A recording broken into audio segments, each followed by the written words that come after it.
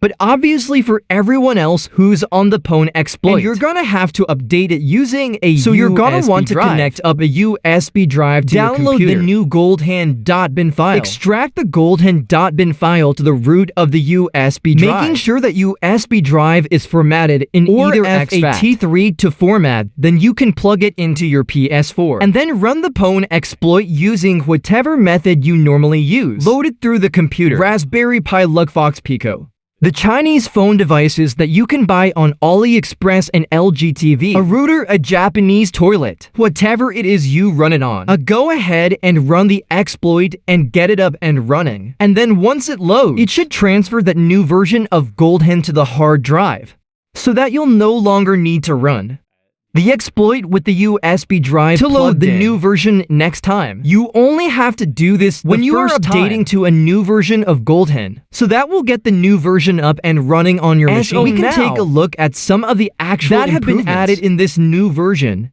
So the main change besides the stability improvements, of course support for these other firmwares, is the fact that if we go into the cheat settings, we now have 3 new options. We have update the cheat archive. We've also got the cheat source, where you can switch it from downloading from the internet or installing from a USB or hard drive. And then we have the cheat selection, which is on all cheats. But you can also change that to only install cheats for the games that you have installed.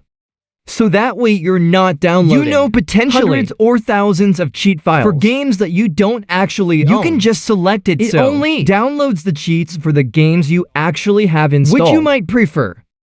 So those are the changes. So if we select the option to update cheat archive, by default it's going to check the internet. Obviously, you need to be connected to the internet to make sure that the current archive that you have on your PS is up to date if it's not up to date. And there's a newer version with more cheats available, or updated cheats, it will then download those from the internet, extract those onto your PS4, and you'll have all of the latest cheats installed. So it's basically replacing the need to use Homebrew, like the PS4 Cheats Manager, to update the cheats. Now you will need to use the PS4 Cheats Manager or GoldHEN Cheats Manager to actually download the patches and the latest plugins, because this feature's only for cheats right now in the menu. It kinda makes sense why it's only cheats, because cheats tend to get updated a lot more often than patches, and particularly plugins do so.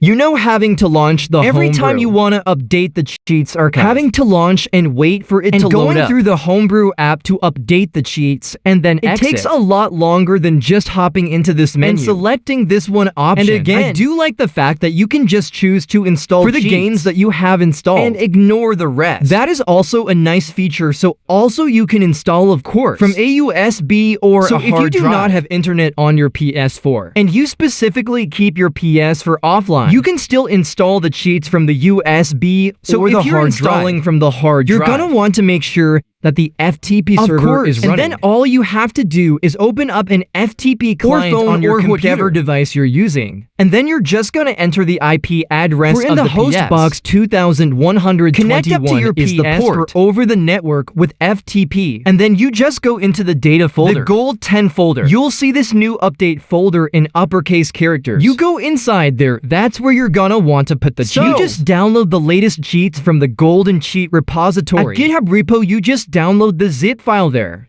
Drag it over to that folder on your PS4, and then just rename the zip file. So it's called cheats.zip, and that's all you gotta do. Once that's done, you can go ahead and select the cheat source in the settings and switch it over to HDD, and then select the option to update the cheats archive, and it will install all of the latest cheats from that archive that you copied to the hard drive. So that's all you got to do and there. It's basically the same process. If you're installing from a USB drive, you just create the update folder on the root of your USB drive. You copy the zip file inside. You rename it to cheats.zip. Plug it into your PS4. Change the cheat source to the USB. And then update the cheat archive to get the latest cheats. So yeah, that is the improvement that's been made in this version. I know. It's been a long time that we've been waiting for a new GoldHEN. Some people might be upset that there's not more features added here, but I think a lot of people were more interested in stability.